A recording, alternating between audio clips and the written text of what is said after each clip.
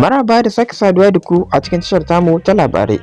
Mai sauraron mu a yau dai mun kawo muku wasu jaruman kannywood mata da suka fito daga kasar Nijar. To kafin dai mu tsanduma a cikin shirin namu, masu sauraron mu sai ku dangwala mana subscribe domin kasancewa da mu a kowane lokaci.